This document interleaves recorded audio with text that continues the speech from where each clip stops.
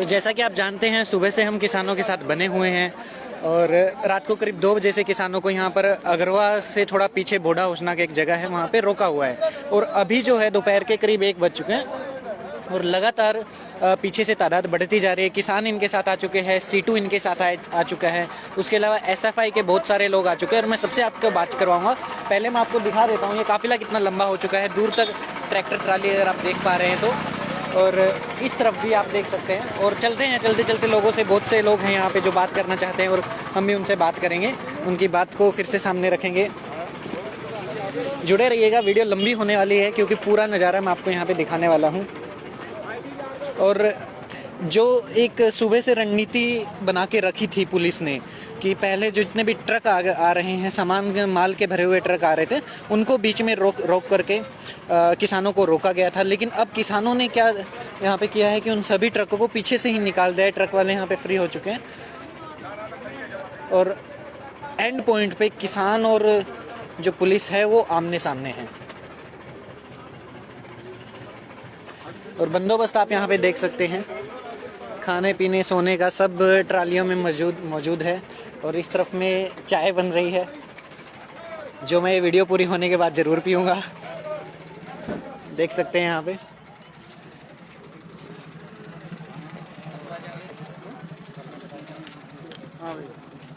हाँ जी, कौन से गांव से आए हो आप? अच्छा, बात नहीं करोगे, कोई बात नहीं।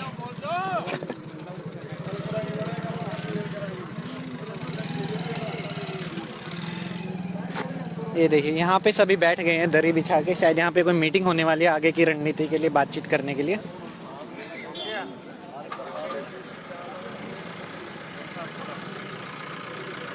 पीछे कुछ लोग थे, पहले मैं वहाँ पे जाऊँगा, जो बता रहे थे कि भाई हमसे भी बात करो, हम भी किसान हैं।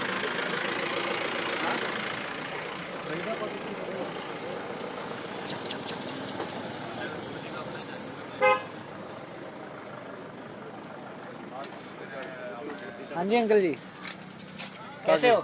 बढ़िया सर। कितनी देर से बैठे हो यहाँ पे? सुबह चले 4 बजे के जी। कौन से गांव से आए हो? ये जो रतिया है ना, नाली पार, हाँ हाँ नाली के पास गांव है, गांव फुल्ला, हाँ हाँ। वहाँ से आए हैं। अच्छा, सुबह 4 बजे आप लोग चले थे और यहाँ पे पड़े थे 4 बजे। तो यहाँ पे कितने बजे पहुँचे थे?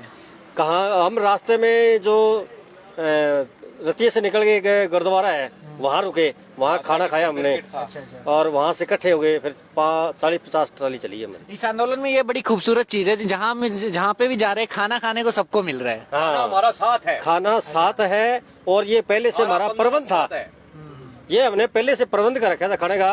भाई वहाँ जहाँ चलेंगे ना, साथ लेके चलेंगे, वहीं रुकेंगे, जितने दिन रुकना पड़े वहीं रुकेंगे। आप कौन सा गांव, क्या बताया गांव? गाँव फुल्ला है जी, रतिया ब्लॉक है। कितने लोग आए हो फुल्ला से? फुल्ला से हम कितने, ट्राली, 3 ट्राली है, 2 गाड़ियाँ, 2 गाड़ियाँ, 2 गाड़ियाँ। हाँ, 50-60 आदमी है हमारे। तो क्या उम्मीद लगती है, जैसे थोड़ी देर पहले ट्रकों को हटा दिया गया था, किसानों ने सब एक एक करके सबको निकाल दिया वहाँ से, अब जो किसान और पुलिस आमने सामने है, थोड़ी देर में उम्मीद की जा रही है कि और भी किसान पीछे से आ रहे हैं। हाँ, सीटू के लोग आ चुके हैं, एसएफआई के लोग आ चुके हैं और भी आते जा रहे हैं। उम्मीद क्या लग रही है, कितनी देर में यहाँ से आगे बढ़ जाएंगे? जब तक हमारे किसान इतने हम रुके हुए हैं, जब पीछे से और किसान हमारे आ जाएंगे तो हम ये बैरिकेड्स तोड़ देंगे। जैसे उन्होंने कुरुक्षेत्र और अम्बाला में तोड़ के आगे निकले है ना, वैसे ही निकलना है हमें आज भी। आपका नाम बता दीजिए। मेरा नाम जगदीश चंद्र है, गांव फुल्ला है जी। ये दाताराम जी है गांव फुल्ला से, ये जीतराम जी है, ये हमारे किसान मजदूर संगठन के जो नेता है जगजीत सिंह जी। बाकी खाना तैयारी में चाय हुक्का अपना तैयार हो रही है, तैयार हो रही है। हम अपना सामान साथ लेके चले हैं। ये देखो सारा सामान है हमारा। है ना, चाहे ये 4 दिन रुकना पड़े या 10 दिन रुकना पड़े, हम हालेंगे नहीं, वापिस यहीं रहेंगे हम, वापिस नहीं जाएंगे हम। मतलब पक्का धरना की 4 महीने का राशन लेके चले हम। 4 महीने का राशन लेके चले हैं, कोई हमने धक्का नहीं करना ज्यादा। तो 1 महीने का राशन तुम्हारे साथ और पीछे से सप्लाई भी आएगी। ये तो वो वाला जो है, जैसे सैनिक आगे बॉर्डर पे चले जाते हैं, पीछे से सप्लाई होती रहती है। वो ये तो सप्लाई भी सैनिकों की गाड़ियाँ ना, हमारे ट्रैक्टर गाड़ियाँ ही हैं। अच्छा, पीछे से सप्लाई भी आएगी हमारी। चलिए सही। हम देश के साथ हैं, लेकिन हम अपने हक के लिए लड़ाई लड़ रहे हैं। लेकिन कई पे ये जो लोग, कुछ एक लोग हैं या फिर कई बार सरकार के ही कुछ मंत्री हैं, हाँ, कह रही थी ये तो देशद्रोही है, जैसे पीछे कंगना रनौत ने कह के दिया था। नहीं, वो कहते होंगे, फिर हम तो अपने जो मैं मानता हूँ, मैं ये नहीं कह रहा हूँ कि आप हो, मैं ऐसा नहीं कह रहा हूँ। मेरा सवाल है कि उन लोगों से आप लोग क्या कहोगे? पता नहीं, ये गाड़ियों ऐसी गाड़ियों घूमते हैं, उनको वो कुछ वोट ही बोल देके सकते हैं। कुर्सियों पे बिठा दिए ना, तब बोल रहे हैं वो। गाड़ियों में एसीओ में वोट रहते दे हैं, दिए उनको, वो कुछ ही बोल और जाए। कुर्सियों में बैठ गए, और जब उनके उनको- पास गाड़ियां आ गई, पैसे आ गए, स्कूटी आ गई, जब कह रहे हैं बोल रहे हैं वो भूल जब गए। खेतों में आए ना, हमारे को सबको भूल गए, जनता पता को। लगे पर अच्छा, तो अभी खेतों की जैसे आपने बात की, मैं जानना चाहूंगा फसलों का क्या हाल है अभी, बिकी कैसी है? ये अभी जो सीजन निकला है मंडी क्या में, रेट है जी? पिछली साल धान जो 2800 बिक रहे थे, आप 1700-1800 में बिके हैं वो धान। हाँ, और नरमा लगा लो, नरमा पिछली साल मतलब भगवान की दया से अच्छे थे नरमा। अब की बार नरमा की जो रेट है ना वो भी कम है, 5,000 से और नीचे बिक रहा है जी। नीचे बिक रहे हैं, और रेट भी कम है, और इसका जो दूसरा फसल भी खराब हुई थी, नरमे की बहुत बड़ी मात्रा में खराब हुई, फसल बहुत खराब हो चुकी है, ना मुआवजा दिया और अब तक। बीमा भी कट गया। बीमा कट गया, ना तो मुआवजा उसका दिया, मुआवजा नहीं आया। मुआवजा नहीं है अब तक।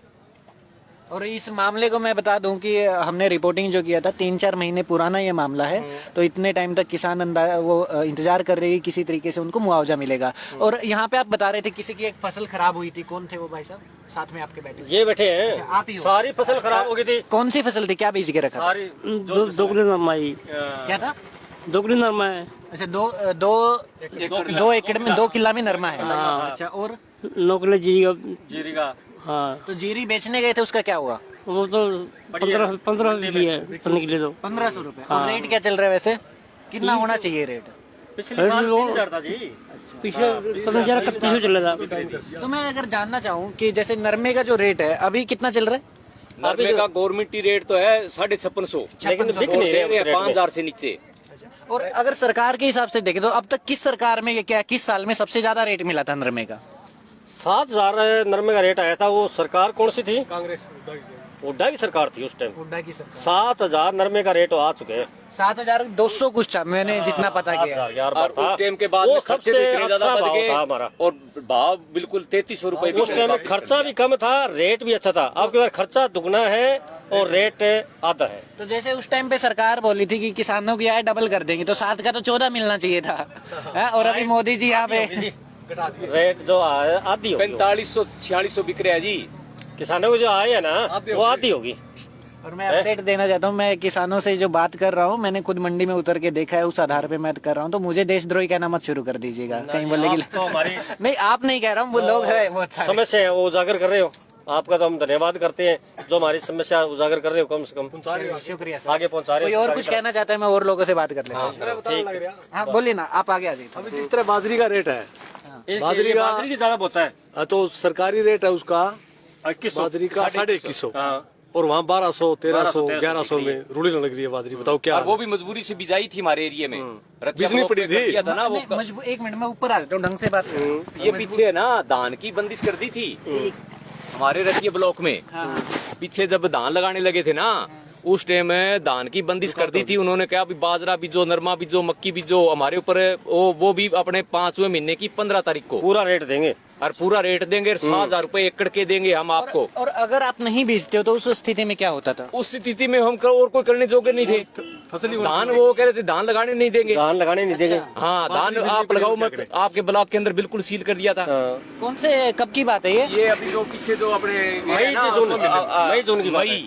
मई का महीना। अच्छा, ऐसा भी मतलब जबरदस्ती एक फसल बोने के लिए मजबूर तो किया? उन्होंने मजबूर बाद किया। में खोले 5वें महीने की 25 तारीख को हमने प्रदर्शन किया ना। अगर मैं जानना चाहूँ कि क्यों होता है ऐसा, एक पर्टिकुलर एक फसल जबरदस्ती भिजवाई जाती है किसान से, ऐसा क्यों होता है? ऐसा तो बंग डंडो चढ़ा रखे हमारे पर है सरकार का। सरकार तो लठ दे रखे तानाशाही सरकार यूं दे रखे है, तानाशाही है। भाई थाने लोभ भी दे रखे है, भाई 7,000 रुपया दे देंगा, दिया कुछ नहीं। और दिया कुछ कोई, नरमा बिजली या बाजरी बिजली भाई 7,000 मिल जाएगा, अपना घाटा पूरा हो जाएगा। ना तो घाटा पूरा होया, ना बिंगो रेट आयो, और ना ही बिंगो कोई रेट में के फसल भी कम हुई है अब की बार तो। नरमा जुड़सा लग गया सारा नरमा में, सारा नरमा भी, यानी तो पिछले साल से आधा ही को नहीं हुआ। बिल्कुल बुरा हाल है जमींदार का। आपके घर पे बाजरा पड़ा है हाँ जी, हाँ जी।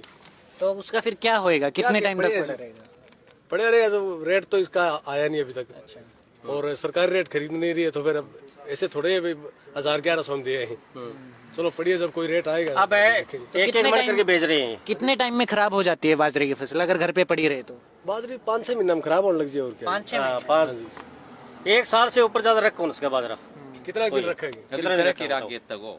अब तो बाजार करेंगे। चलिए ठीक है सर, मैं और लोगों से करता हूँ। शुक्रिया बात करने के लिए। ठीक है जी, हमारा बहुत बहुत धन्यवाद। हमारी समस्या उठाओ, हैं? जरूर सर, जरूर। फिर समस्या उठाओगे तो हमारा जी मिला हुआ है।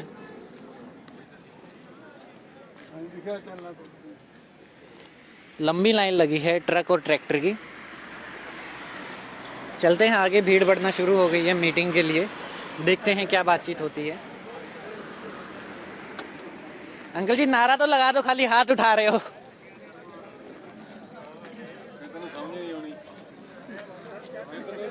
नहीं नहीं, आ जाएगी आ जाएगी। हाँ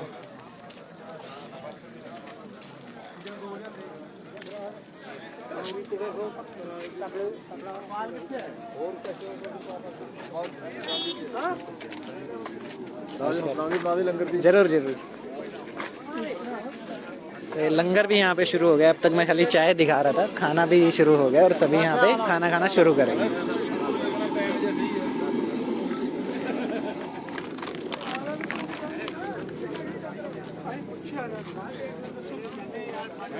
कौन से गांव से आए हो सर? फुल्ला गांव से। आप भी फुल्ला से आए हो? हाँ। फुल्ला से मैं पीछे बात करके आया हूँ। ट्राली में मेरे को मिले थे वही? हाँ जी हाँ जी हाँ जी। आप बताइए आपके घर पे कौन सा फसल है? हमारे पास धान है, नरमा है। अच्छा, धान और नरमा। हाँ जी हाँ जी। बिक गया है कि अभी भी घर पे ही है? कुछ बिक गया, कुछ घर पे। अच्छा, तो क्या कारण है घर पे रखने का? पूरा क्यों नहीं बिका था?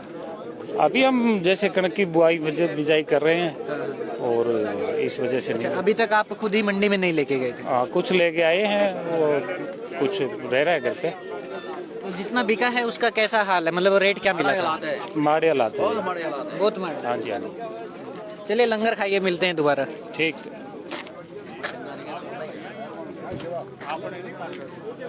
बुला मुंडे मुंडे चंगे चंगे। हाँ जी हाँ, बन रहे हैं। बोलिए क्या कह रहे हैं? मैं नहीं बोल अच्छा, आप नहीं बोल रहे? मैं बंदा मुंडे बुला।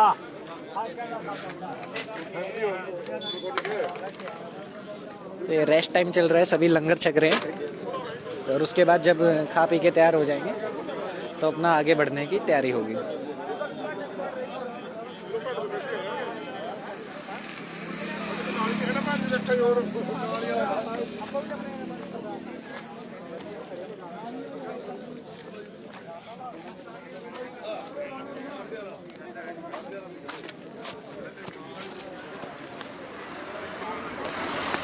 ये बड़े गजब की चीज़ होती है, बुला लेते हैं लेकिन उसके बाद पास में जाते हैं तो फिर बात नहीं कर पाते हैं। देखते हैं यहाँ पे क्या लोग बात करवाएंगे।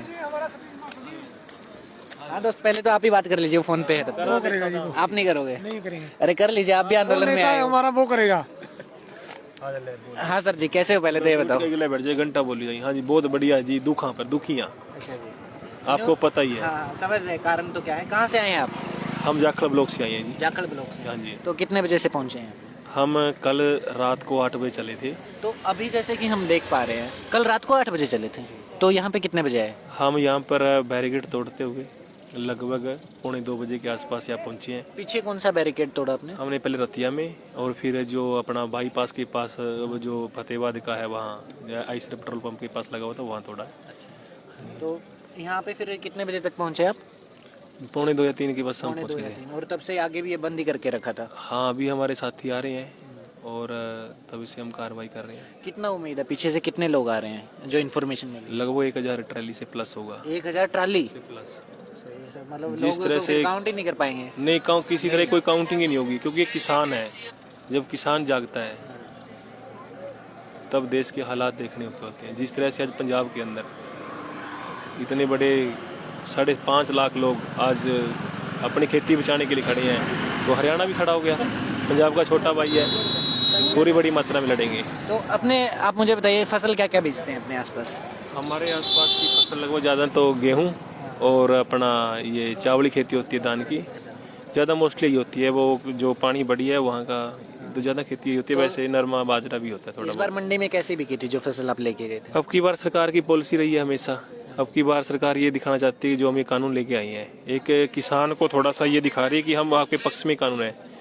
और सबसे बड़ी बात, जो किसान ने अब की बार फसल बेची है MSP कम दाम में बेची है। रजिस्ट्रेशन के कारण किसी किसान के पास मैसेज पहले किसी बाद में आया, और दूसरा जो ये एक बाउचर मोचर वाला सिस्टम लेके आए। वैसे रजिस्ट्रेशन का बहुत लफड़ा हो रहा है, मतलब कई जगह पे किसानों से सुनने को मिल रहा है आधी फसल रजिस्टर होती है, फिर पूरी अगर ले जाते हैं तो वो बिकती नहीं है, बहुत समस्या है। आपको उससे कितनी दिक्कत हो रही है? या फिर आपके आसपास जो किसान है जो पढ़े लिखे नहीं है, लगा अब ये तो है नहीं कि हर किसी को स्मार्टफोन चलाना आता है, जो मेरी फसल मेरा ब्यौरा है, उसका जो दिक्कत है उससे क्या क्या परेशानी और होती है लोगों को, जो आपने लोगों से बात की होगा? ऐसा है, देखो मैसेज का तो ये तो पहले आपको पता है कि देश के अंदर जो व्यवस्था है, जिस तरह की देश की शिक्षा प्रणाली है और देश का जो इंटरनेट सिस्टम है आपके सामने ही है। सरकार तो आपकी कमी मानती नहीं, सारी कमी किसान के ऊपर ही थोप देती है। पानी किसने खत्म किया? किसान ने। प्रदूषण कौन फैला रहा है? किसान। भूखमरी कौन फैला रहा है? किसान। मतलब ये तो एक दोषी बनाकर उसको ये माना जाता है कि हमने तो अपनी तरफ से काम कर दिया, लेकिन सरकार के पास जो कमियां है वो कमी सरकार खुद छुपा देती है अपनी। अब जैसे कि आपने बताया कि हर चीज़ की जो दिक्कत होती है उसका जिम्मा किसान के सिर मढ़ दिया जाता है। एक और जो अभी इन दिनों बात चल रही है, किसान जो इतने बाहर निकले हुए हैं बोल रहे हैं कोरोना फैला रहे हैं, तो इसको लेके आप क्या कहेंगे? बिहार के अंदर क्या फैला था? बिहार के अंदर अभी चुनाव हुआ, वहाँ तो कोरोना नहीं था, वहाँ तो कोरोना की दवाई चल रही थी कि अगर जीत जाते हैं तो फ्री में बांटेंगे। फ्री में बांटेंगे। तो ये तो मंदबुद्धि सरकार है। लेकिन अब किसान है, जाग गया, युवा जाग गए, सभी साथी इस कानून के खिलाफ है। मैं आपको बता दूं कि एक बड़ा ही कॉमन सवाल होता है, जब दिवाली के दौरान भी बाजार में भीड़ थी, लोगों से पूछा कि मास्क क्यों नहीं पहन रहे हैं, सरकार बार बार आप लोगों को अल्टीमेट दे रही है कि पहनिए वरना फाइन लगेगा। तो हर कोई यही बात बोल रहा है कि बिहार इलेक्शन में कोरोना नहीं था क्या? वहाँ पे इतनी भीड़ थी, प्रधानमंत्री खुद उस भीड़ को संबोधित कर रहे थे, और वहाँ पे जो हाल था, कैमरा जो है सिर्फ आगे आगे जो 5-7 लोग बैठे थे एक दूसरे से दूरी बना के वहीं तक जा रहा था, पीछे की जो भीड़ थी उसको ब्लर किया जा रहा था। आप कुछ कहना चाहते हैं भाई साहब? चलिए ठीक है जी, आगे चलते हैं, फिर और लोगों से बात कर लेते हैं। धन्यवाद।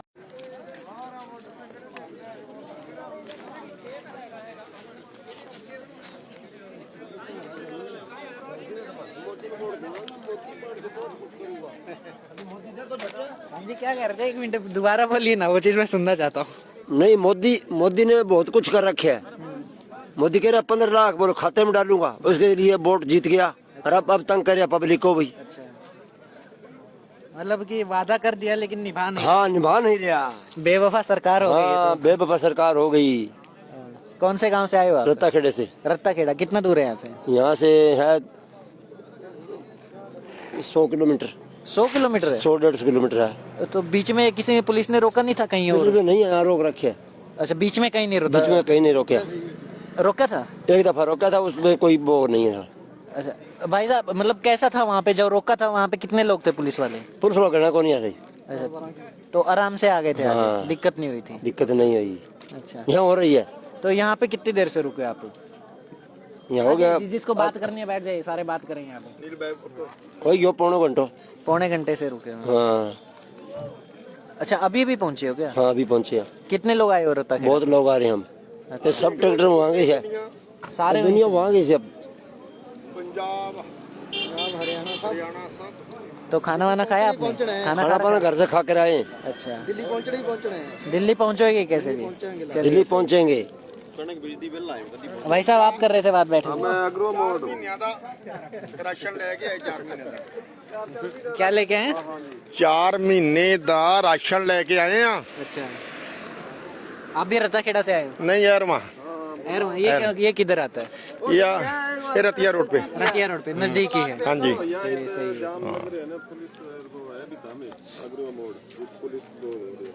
इधर गल करो काम बस ठीक। कॉमरेड जी नमस्कार जी। पहले अपना नाम बताइए सर। छत्रपाल सिंह, अच्छा, कौन से ऑर्गेनाइजेशन से है आप? किसान सभा से। किसान सभा से। हाँ। तो जैसे कि आप देख पा रहे हैं आगे गाँव कौन सा अपना? नथवान रतिया। नथवान रतिया से। हाँ। तो ये पहली जगह है जहाँ पे आप लोगों को रोका गया पुलिस के द्वारा जब से आप निकले हो? नहीं, रतिया फतेहाबाद के बीच में भी रोका था। अच्छा, बैरिकेड लगाए थे। हाँ। हटा दिया उनको। हाँ। तो अभी जैसे यहाँ पे देख रहे हैं कि किसानों ने ट्रकों को तो पीछे कर दिया है, आगे बढ़ने की क्या रणनीति रहेगी? देखो, रणनीति मैं अकेला नहीं बता सकता, अभी मीटिंग है संगठनों की। हाँ, तालमेल कमेटी है संगठनों की। कई संगठन है, वो बैठ के भी मीटिंग करके तभी तय करेंगे। मैं अकेला कुछ नहीं कह सकता। बाकी ये इरादा लेके चले हैं, भी पहुंचना है दिल्ली। ठीक है ना बात? और बिल्कुल जो संविधान में बुनियादी अधिकार है, पीसफुली अपना प्रोटेस्ट करना, वो हमारा अधिकार है। और आज वैसे भी संविधान दिवस है, आपको पता नहीं? संविधान दिवस है। हाँ, तो संविधान हमें इजाजत देता है इस बात की कि हम बिल्कुल बुनियादी जो फंडामेंटल राइट है ना उसमें आता है कि हम अपना प्रोटेस्ट जो करेंगे मांग के लिए, विरोध करना हमारा बुनियादी अधिकार है, पीसफुली शांतिपूर्ण तरीके से। और शांतिपूर्ण तरीके से सारे ये चल रहे हैं, कोई नहीं ऐसा नहीं कर रहे, जिम्मेवार संगठन है, ठीक बात। और सारे राष्ट्रीय स्तर के संगठन है, ये 500 संगठन है देश के, उनके आह्वान पर ये जा रहे हैं 500 संगठन। तो ये है, मैं ये कहना चाहता हूँ। और रणनीति तो वो अभी मीटिंग करेंगे, मीटिंग करने के बाद क्या करना है फिर बताएंगे। चलिए सही है सर। दोस्त टोपी बहुत अच्छा पहना आपने, पहले तो ये सिंबल बताइए क्या है। ये है चे गुवेरा का, जो क्यूबा के महान क्रांतिकारी कॉमरेड चे गुवेरा, स्टार का निशान। और मैं DYFI भारत की जनवादी नौजवान सभा का जिला प्रधान हूँ। तो हमारा सफेद झंडा और लाल सितारे का निशान।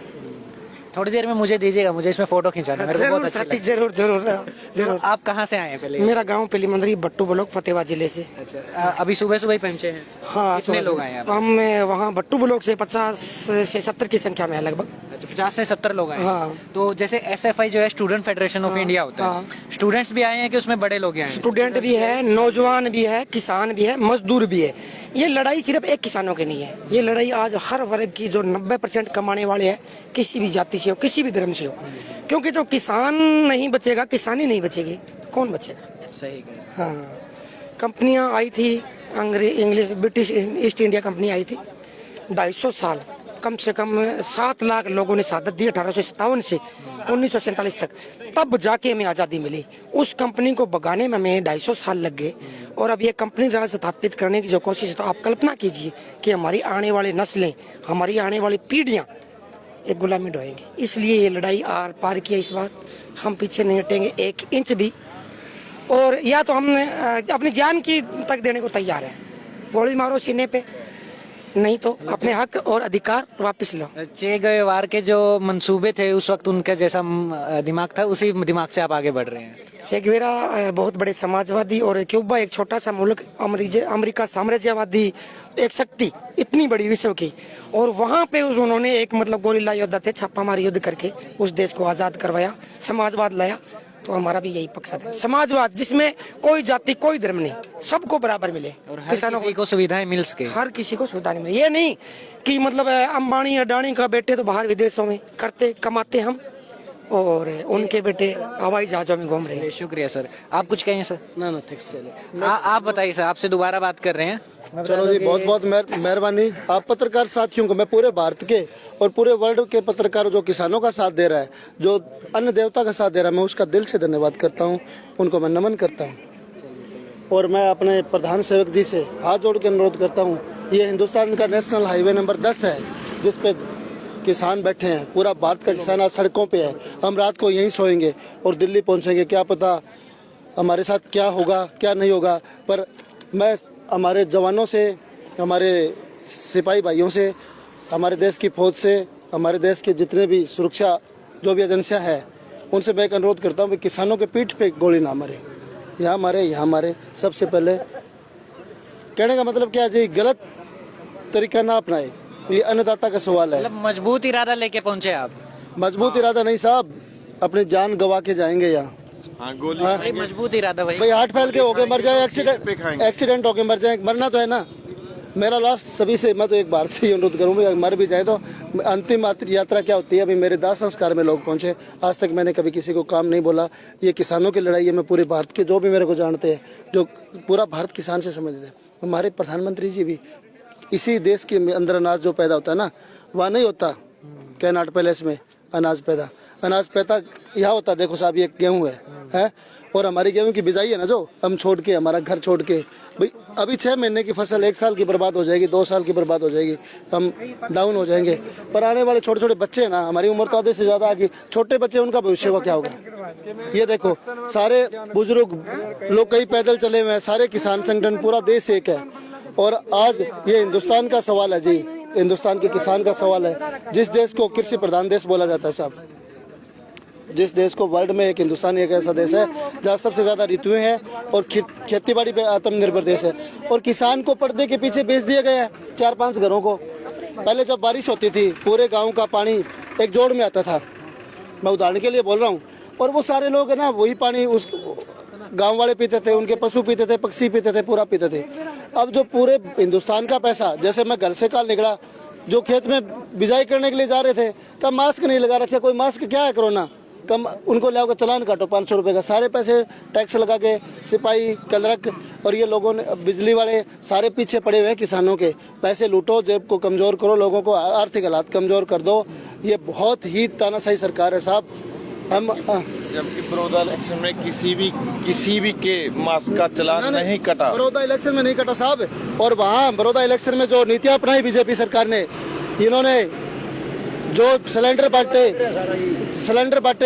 इन्होंने पैसे बांटे, इन्होंने शराब बांटी, इन्होंने लोगों के घरों में जाके ओढ़नियाँ बांटे, सूट बांटे, सलवार बांटी। वो एक तरह से वोट खरीदने का सीधा मतलब था कि सीधा दो और वोट दो। और बिहार इलेक्शन में जो सर बोलने दीजिए, और भी लोगों को बोलने दीजिए। नेशनल मीडिया है ना, जो आप लोकल मीडिया को छोड़ के नेशनल मीडिया हमारी कवरेज बिल्कुल भी नहीं कर रहा ताकि बात आगे ना जाए। आप ही लोगों, आपका बहुत बहुत धन्यवाद जो आपको हमको कवरेज दे रहे हो, हमारी बात आगे तक पहुंचा रहे हो। बाकी आप हमसे सीनियर हैं, ये आपसे बहुत ज्यादा। इनसे मैं सुबह से बात कर रहा सर हूँ। एक मैं लास्ट बात बोलना चाह रहा हूँ भाई। एक बात बताओ, बिहार में चुनाव हुआ, मोदी जी कह रहे थे मन की बात, बोले बाहर मत निकलना, और बिहार में लाखों लोगों की रैलियां करते हैं, सारी मीडिया वहां लगा दी। एक रात में नीतीश कुमार, पता था अभी सरकार नहीं आएगी, नीतीश कुमार बदनाम उनको कर दिया इन्होंने, उनके सारे होल्डिंग हटवा के मोदी जी एकला अपनी फोटो लगवा के बैठा था। है सारा परिप्लान काम हो रहा है। अरे किसान की ओर सोच लो प्रधान जी, किसान की ओर। चलिए उम्मीद करते हैं सर आपको देखेंगे वहाँ पे। अपना इंडिया ना जो तानाशाही की तरफ बढ़ रहा है जी। एक मिनट जी, मैं आपसे बात करूंगा। अपना इंडिया जो तानाशाही की तरफ बढ़ रहा है, धीरे धीरे बढ़ रहा है। इसका रिजल्ट आगे आने वाले चुनाव में पता चल जाएगा जी। जैसे कि अपने हुआ यूपी में, बिहार में भीड़ की देखें तो भीड़ के मुताबिक उसको अपने लालू के लड़के को वोट बिल्कुल भी नहीं डाला, लेकिन जब रिजल्ट आता है तो उनको मशीन खुलती हैं तो उनकी बीजेपी की खुलती हैं, तो वोट वो कहाँ से आ गई। तो मैं पूछना चाहता हूँ, जैसे अभी आप बोल रही है आगे के इलेक्शन में रिजल्ट दिखेगा, हाँ जी। तो अगले इलेक्शन में भी तो वही ईवीएम काम करेगी, वही सरकार होगी, तो कैसे जीतेंगे फिर? ये सर पता क्या है, या तो अपना चुनाव योग है वो सही तरीके से काम करे, या फिर है जो आप पीछे से पहले से मांग चल रही कि बैलेट पेपर से होना चाहिए। बाहर में आपने भी देखा होगा राष्ट्रपति वगैरह के चुनाव तो बैलेट पेपर से होते हैं। जिस देश ने ईवीएम बनाई है वही देश उसका इस्तेमाल नहीं कर रहा, तो हम क्यों कर रहे हैं उस देश का इस्तेमाल। वो एक इलेक्ट्रॉनिक चीज़ है, जो इलेक्ट्रॉनिक चीज़ को पैदा करता है ना, वो असली में उसका मालिक होता है। वो जैसे चाहे उसको तोड़ रोड कैसे भी कुछ करता है, प्लानिंग करता है जो ना। ईवीएम कौन से देश ने बनाई है वैसे? ईवीएम तो शायद अभी नहीं पता किस देश की बनाई, लेकिन जिस देश ने बनाई है उसने कभी इसी का इस्तेमाल किया ही नहीं है। मेरे हिसाब से जर्मनी में बनाई गई है ईवीएम। हाँ। सर आप कुछ कहना चाहते हो? हाँ जी, पहले सर आप बहुत ही अच्छे लग रहे हो, बताइए कहाँ से आए हैं? ਅਸੀਂ ਤਾਂ हरियाणा से आए हैं, रतिया से। अच्छा, नाम क्या है आपका? नाम दर्शन सिंह अपना। दर्शन सिंह। हाँ जी। क्या करते हैं आप? ਅਸੀਂ ਜ਼ਿਮੀਂਦਾਰਾ करते हैं। जमींदारा करते हैं। ਅਸੀਂ ਤਾਂ ਜ਼ਿਮੀਂਦਾਰਾ ਗੱਡਾ ਇੱਕ ਕਿਸਾਨ ਦਾ ਸਾਰੇ ਹਿੰਦੁਸਤਾਨ ਦਾ ਤਾਂ ਰੀੜ੍ਹ ਦੀ ਹੱਡੀ ਹੈ। ਇਹ ਰੀੜ੍ਹ ਦੀ ਹੱਡੀ ਦੀਆਂ ਵੋਟਾਂ ਲੈ ਕੇ ਪਵਾ ਕੇ ਚੋਣ ਨਿਸ਼ਾਨ ਕਰਾ ਕੇ ਜਿੱਤ ਕੇ ਪਬਲਿਕ ਦੀਆਂ ਵੋਟਾਂ ਮੇਰੇ ਤਾਂ ਕਹਿੰਦਾ ਸੀ ਮੈਂ ਕਾਲਾ ਧੰਦਾ ਕਢਾਊਂਗਾ। ਹੁਣ ਕਾਲਾ ਧੰਦਾ ਕਿੱਧਰ ਗਿਆ, ਇੱਥੇ ਚਿੱਟਾ ਧੰਦਾ ਛੱਡ ਰੱਖਿਆ ਨੇ। ਆ ਜਿਹੜੀ ਕਰੋਨੋ ਹੈ 3-3 ਲੱਖ ਰੁਪਇਆ ਲੈਂਦੇ ਨੇਗੇ, ਇਹ ਮੁਲਕ ਨੂੰ ਗੰਗਲ ਕਰਨ ਲੱਗ ਰਹੇ ਨੇਗੇ। ਇਹ ਪੈਸਾ ਕਿਉਂ ਲੈਂਦੇ ਨੇਗੇ? ਅੱਗੇ ਸਰਕਾਰਾਂ ਜੇ ਕੋਈ ਬਿਮਾਰੀ ਚੱਲ ਜਾਂਦੀ ਕੈਂਪ ਲਾਇਆ ਕਰਦੇ, ਇਹਨਾਂ ਨੇ ਡਾਕੂ ਲਾਤੇ। ਇਹ ਡਾਕੂ ਲਾ ਰੱਖੇ ਨੇਗੇ। ਹੁਣ ਕਾਲੇ ਧੰਦੇ ਦਾ ਦੇਵੇ ਕਹਿੰਦਾ ਸੀ ਅੱਛੇ ਦਿਨ ਲਿਆਦੂਆਂ ਲੋਕਾਂ ਦੇ। ਇਹ ਅੱਛੇ ਦਿਨ ਨੇਗੇ, ਸਾਡੇ ਰੋਡਾਂ ਦੇ ਉੱਤੇ ਬੈਠੇ ਆਂਗੇ। ਕੀ ਕਰਿਆ ਇਹਨੇ ਸਾਡਾ? ਜਿੱਦੇ ਦਾ ਜਿੱਤਿਆ ਉਹਦੇ ਦਾ ਕਦੇ ਕਰਾਸੀ ਮਾਇਆ ਬਦਲ ਨੂੰ ਪੈ ਜਾਂਦਾ, ਕਦੇ ਕਿਸੇ ਦਾ ਕੁਝ ਹਿੰਦੁਸਤਾਨ ਨੂੰ ਬਦਲ ਪੈ ਜਾਂਦਾ। ਇਹ ਇਕੱਲਾ ਹੀ ਸੂਰਮਾ ਜੰਮਿਆ। ਇਹ ਕੋਈ ਇਕੱਲਾ ਸੂਰਮਾ ਨਹੀਂ ਜੰਮਿਆ, ਹਿੰਦੁਸਤਾਨ ਦੀਆਂ ਵੋਟਾਂ ਲੈਂਦੇ ਨੇ। ਉਹ ਹਿੰਦੁਸਤਾਨ ਨੂੰ ਇਹ ਕਵੇ ਵੀ ਮੈਂ ਆਹ ਵਾਅਦੇ ਪੂਰੇ ਕਰਦਾ, ਤੁਹਾਨੂੰ ਆਹ ਕੁਛ ਦਿੰਦਾ, ਸਾਨੂੰ ਦੇਵੇ ਦਾ ਕੁਛ ਕਾਨੂੰਨ ਆਪਦੇ ਲਾਗੂ ਕਰੇ, ਸਾਨੂੰ ਕੋਈ ਪਰ ਨਹੀਂ। ਸਾਡੀਆਂ ਵੋਟਾਂ ਲੈ ਕੇ ਬਣੇ ਸਾਡੇ ਹਿੰਦੁਸਤਾਨ ਨਾਲ ਇਕੱਲੇ ਨੇ ਇਹਨੂੰ ਚੋਣ ਨਿਸ਼ਾਨ ਕਰਕੇ ਜੇ ਜਿੱਤਿਆ ਤਾਂ ਫਿਰ ਇਹ ਪਬਲਿਕ ਨੂੰ ਖਾਣਾ ਥੋੜੀ ਹੈਗਾ।